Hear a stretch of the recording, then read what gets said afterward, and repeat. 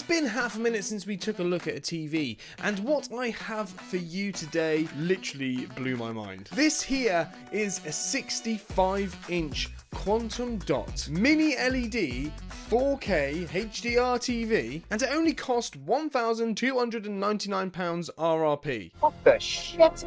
Now, honestly, when I say it out loud, that always sounds like quite a large number, but usually TVs like this would be costing at least £2,000, potentially even £3,000. So what the hell is going on? Actually, this is the TCL C855K, and I keep looking for reasons why this thing is so inexpensive, and I keep not finding any. But in this video, we're going to be taking a look at the unboxing, the setup, and my first impressions after having and using this for a couple of days. But I will also be making more videos on this TV, including some comparisons with some really popular TVs like the LG C4. So if you want to see those, do subscribe. And before we talk about what could possibly justify this TV's immensely low price tag, let's get this thing set up. So as I mentioned earlier, this is the 65-inch model, but it does also come in a 75, 85 and 98-inch model. It supports not just 4K 120Hz, but also 4K 144Hz. It has VR, a built-in Dolby Atmos 2.1.2 sound system. That's a 2.2.2 sound system on the 85 and up. It has a brightness of 3,300 nits, which actually goes up to 3,500 nits on the larger models, larger than the 65, and it has over 1,300 local dimming zones on this 65-inch.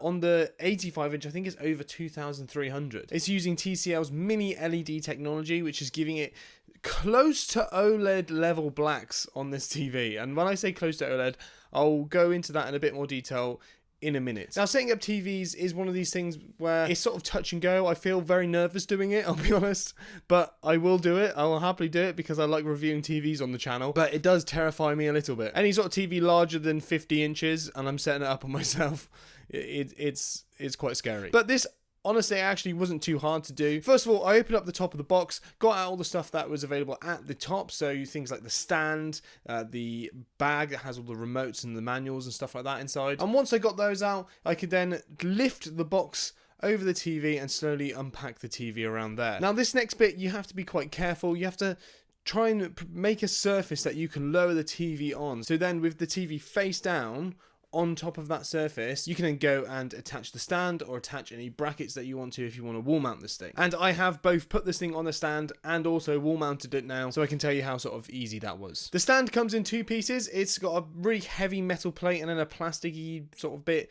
in between. It's pretty stable, it looks pretty good, and also you can actually install this in two separate locations, which means you can have a TV that's much lower to your unit if that's the way you want to have your TV, or if you want to have it a bit higher and leave room for a sound bar, you can actually install it lower, which is how I've done it here, and this way you can see exactly what the TV looks like. Now, once you've installed either your brackets for wall mounting or you install the base, you can then get this thing set up. I do recommend always having two people to do this. I didn't have two people available, so I just sort of winged it. I wouldn't recommend that because if you make any mistakes or you slip slightly, then it's game over. If you're wall mounting especially, and it's a TV this large, and you need to sort of be able to see behind the TV while you're doing it, you do need two people. I had to have two people to get this thing on the wall. But once this thing is up on the stand, you can go around the back and you can sort of plug all the different wires in. And while we're there, let's quickly just break down what inputs this has. So behind the TV, we have one USB 2.0 port,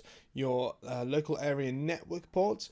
You then have two HDMI 2.1 ports. One of those can be used for the 144Hz gaming. You then have your cable and satellite ports, optical audio, two more HDMI ports, but this time they're 2.0 ports. One of those will be your enhanced audio return channel for your sound system, and then the last port is a AV adapter port. There is also a USB 3.0 port right on the bottom corner of the TV itself. Now, the power cable does plug in separately. It's not like LG TVs where they have the wire already pre-built in, which really winds me up. With this one, you have a sort of kettle lead that you have to plug into the back of the TV, which is exactly what I prefer. In terms of cable management, There's not a lot. There's sort of these sort of rivets, indents on the back of the stand, which you can sort of push wires in, but there's no way to secure them. There's no way to sort of keep them there. So it kind of works, but in terms of how you'd really want it, you'd want to almost have something that you can stick on the back of your TV to just keep the wires in place. But once you have this thing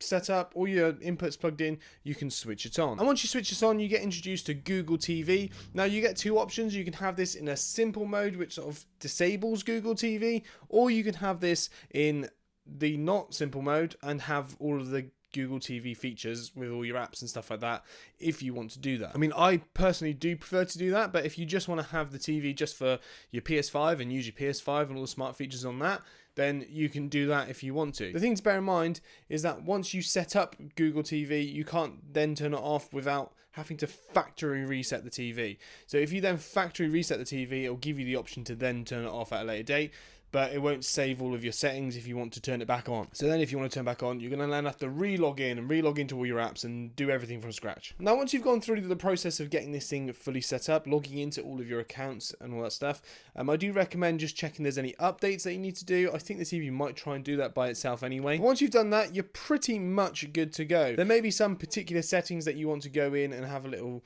fiddle with, some of the power saving settings, for example, some of the picture settings, but at the moment, while I'm yet to have this for quite a long time and do some sort of more in-depth reviewing, I haven't yet got the best picture settings to sort of share with you. One thing I do recommend doing though, just because for ease of use, is that HDMI CEC is switched off by default, which means if you want to turn your PS5 on to turn on the TV, or you want to when you turn on your sound system, it turns on the TV. You need to go on and switch that on. It's not going to happen by itself. What is nice though is that you can have it so that it will match it when you turn it on, but if you turn your thing off, it doesn't turn off the TV. So you can choose exactly what combination you want. So that's the setup. What are my first impressions of this TV? Because honestly, I do not know why this thing is priced so low. I know there's certain like quality of life things, for example, the cable management that I've already mentioned, but I mean, it comes with two remotes, so you have a more detailed, in-depth remote, which feels a bit cheaper, and then you have a more sort of premium-looking remote, but just does less. And I think both those remotes are pretty good, I'll be honest. It seems really responsive, so when I'm navigating through the menus, everything is really quick. It's not lagging behind, and some TVs definitely feel very slow.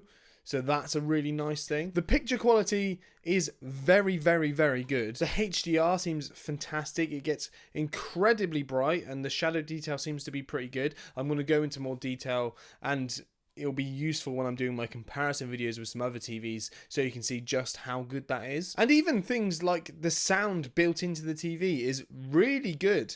I had a soundbar plugged in and honestly the sound on the TV by itself is better than just a standalone soundbar.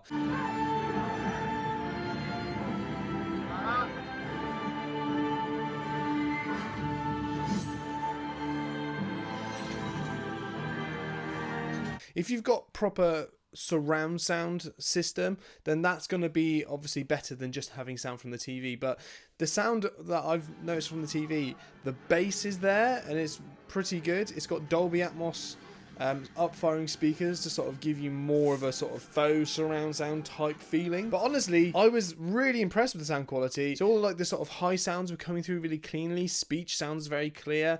It gives a really nice atmosphere in the low end. So honestly, in terms of my first impressions of this TV, I'm massively impressed. Even things to do with the fact that this is a mini LED, so it's not OLED. It's got the brightness of it is ridiculously bright, so it's going to be way brighter than an OLED.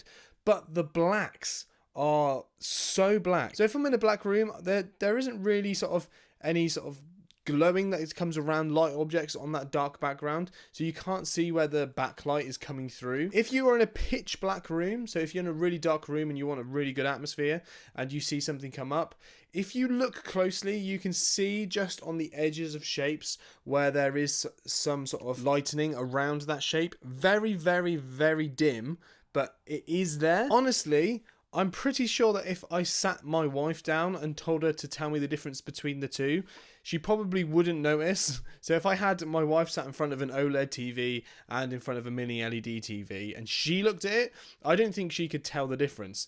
I can, but that's because I've looked at a lot of TVs and I've reviewed quite a few TVs, but it is incredibly impressive just how black the blacks look, and the local dimming on this thing is very, very, very good. Add on top of that, I've played a couple of games on this thing so far, and I mean, it's incredibly responsive. You have VRR FreeSync. The panel gets up to 144 Hz. On my PS5, it's been sort of capped out in the games I've played at 120 Hz. But honestly, it's been just a really nice, smooth, responsive experience.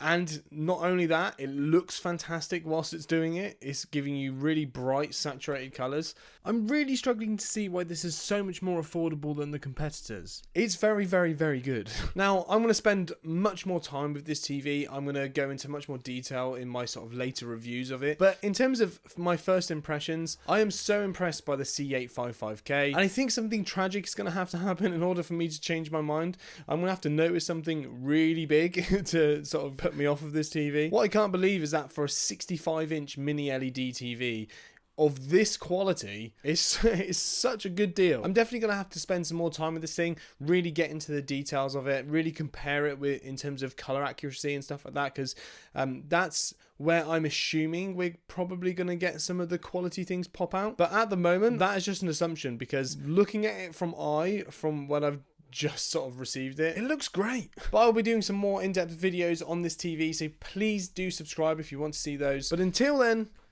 I'll see you in the next one. Whoop!